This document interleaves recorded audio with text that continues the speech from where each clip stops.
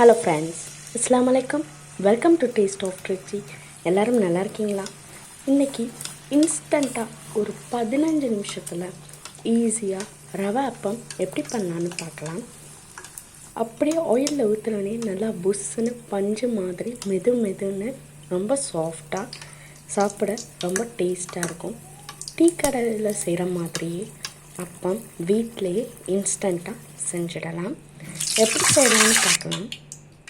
அதுக்கு முன்னாடி நம்ம சேனலை ஃபர்ஸ்ட் டைம் பார்க்குறீங்கன்னா ப்ளீஸ் சப்ஸ்கிரைப் பண்ணிக்கோங்க.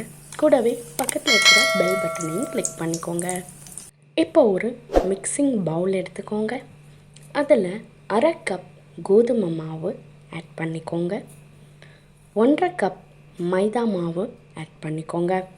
மைதா மாவு பதிலாக முழுக்க கோதுமை மாவில் கூட நீங்கள் பண்ணலாம். 2 கப் கோதுமை மாவு கூட எடுத்து பண்ணலாம். 1 கப் ரவை, 1 கப் நாட்டு சர்க்கரை ஆட் பண்ணிக்கோங்க.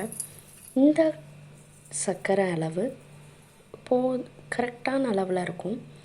உங்களுக்கு வேணுன்னா கூடவோ குறையவோ ஆட் பண்ணிக்கோங்க.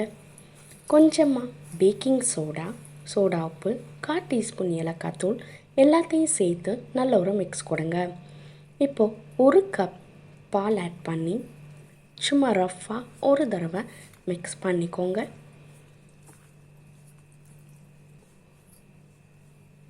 இப்போது 1 கப் தண்ணி கொஞ்சமாக ஆட் பண்ணி நல்ல ஒரு இட்லி மாவு பதத்துக்கு மிக்ஸ் பண்ணிக்கோங்க.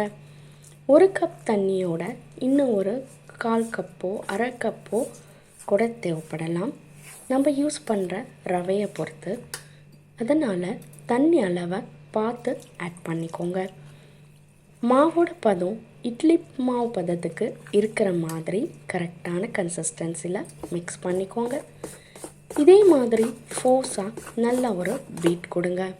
அந்த சர்க்கரை எல்லாமே நல்லா கரையணும். நாட்டு சர்க்கரைக்கு பதிலாக நீங்கள் வெள்ளை சர்க்கரை கூட ஆட் பண்ணிக்கலாம். எனக்கு மாவு திக்காக இருக்குன்னு இன்னமும் ஒரு 1/4 கப் தண்ணி ஆட் பண்ணிக்கிட்டேன். ஆட் பண்ணி நல்லா மிக்ஸ் கொடுங்க. இப்போது இந்த மாவோட கன்சிஸ்டன்சி பர்ஃபெக்டாக இருக்குது. இதே மாதிரி மிக்ஸ் பண்ணி ஒரு 5 நிமிஷம் கிட்டக்க மூடி போட்டு ரெஸ்ட்டில் விட்டுருங்க.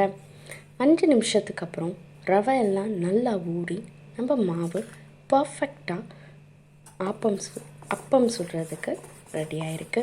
திரும்ப ஒரு தடவை இதே மாதிரி பீட் பண்ணிக்கோங்க. ஒரு வேளை சர்க்கரை எங்கேயாவது கரையாமல் இருந்தால் அதுவும் நல்லா கரைஞ்சிடும். ஆயிலை ஹீட் பண்ணிக்கோங்க. மீடியம் ஃப்ளேமில் வச்சு 1 கரண்டி அளவு மாவு எடுத்து ஒரே ப்ளேஸில் மெதுவாக இதே மாதிரி ஊற்றிக்கோங்க. இப்போது ஒரு ஸ்பூன் வச்சு சூடான எண்ணெயை மேலே அந்த அப்பம் மேலே இப்படியே போட்டு விடுங்க.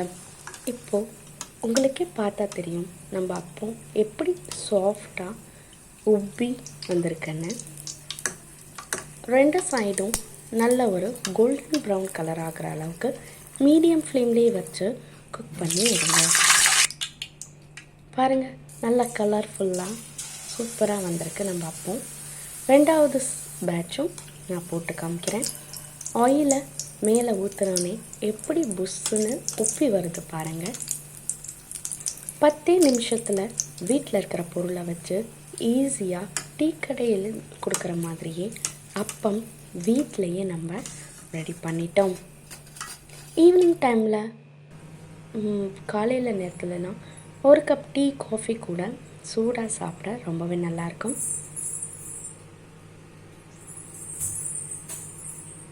இந்த அப்பம் எவ்வளோ சாஃப்டாக இருக்குன்னு பாருங்கள். உள்ளே நல்லா சாஃப்டாக மெதுன்னு பஞ்சு மாதிரியே இருக்கும். டீ கடைங்களெல்லாம் கொடுக்குற மாதிரியே வீட்டிலையே அப்பம் நம்மளே செஞ்சாச்சு. இதே மாதிரி இதே அளவுகளோட நீங்களும் உங்கள் வீட்டில் கண்டிப்பாக ட்ரை பண்ணி பாருங்கள். எப்படி வந்ததுன்னு கமெண்ட் பண்ணுங்கள். வேறு ஒரு ரெசிபியில் உங்கள் எல்லோரையும் மீட் பண்ணுறேன். தேங்க்யூ.